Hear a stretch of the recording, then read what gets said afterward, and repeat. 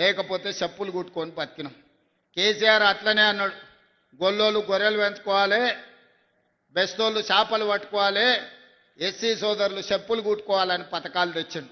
ఎందుకంటే ఆయన పిల్లలు రాజ్యం మేలుకోవాలంటే మీరందరూ చేపలు పెంచాలి, గొర్రెలను పెంచుకోవాలి. నేను అట్లా చెప్తలేను. మన తాతలు ముత్తాతలు 10 తరాల నుంచి ఆ వృత్తి చేసి మన బతుకులలో మార్పు రాలే, మన జీవితంలో వెలుగు నింపలే. అందుకే ఇవాళ ఈ వేదిక మీద చాలా మంది బలరాం నాయక్ గారి నుంచి చాలా మంది ఇక్కడ ఎస్టీ సోదరులు, మా సీతక్క లాంటి వాళ్ళు, కొండ సురేఖమ్మ లాంటి వాళ్ళు ఇవాళ ఎమ్మెల్యేలు మంత్రులు అయినంటే చదువుకోబట్టే. చదువు ఒక్కటే మన జీవితంలో మార్పు తీసుకొస్తుంది. చదువు ఒక్కటే ప్రపంచంలో మనల్ని నిలబెడుతుంది. చదువు ఒక్కటే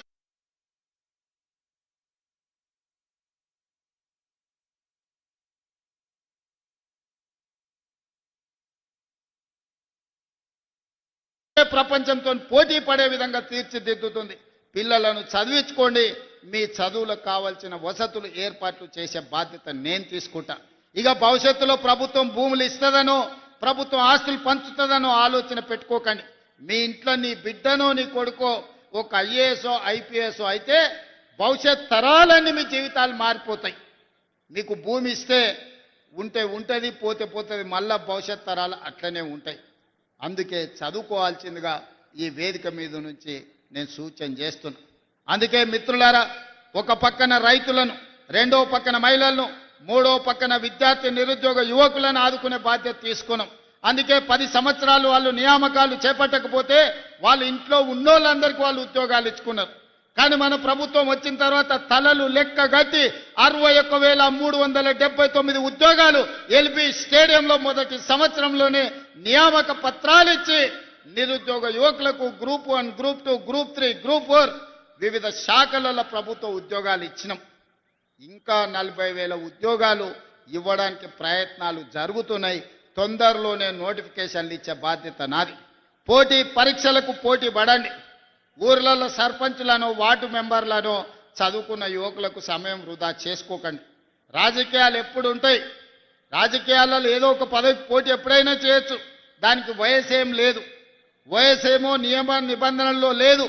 కానీ చదువులకు, ప్రభుత్వ ఉద్యోగాలకు వయసు మీద పడితే అనర్హత వస్తుంది. కాబట్టి మొట్టమొదట పోటీ పడి ప్రభుత్వ ఉద్యోగాలు సాధించండి.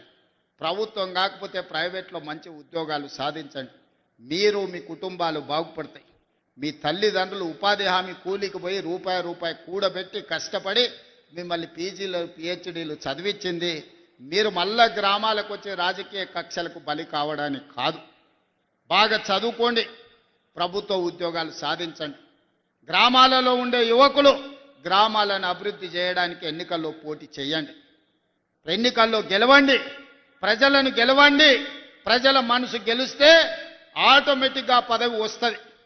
నేనే ఉదాహరణ, 2006లో నేను జడ్పీటీసీ ఇండిపెండెంట్గా గెలిచిన, 2007లో ఎమ్మెల్సీ ఇండిపెండెంట్గా గెలిచిన, 2009లో ఎమ్మెల్యేగా గెలిచిన, 2014లో ఎమ్మెల్యేగా గెలిచిన, 2019లో ఎంపీగా గెలిచిన, 2021లో కాంగ్రెస్ పార్టీ ప్రెసిడెంట్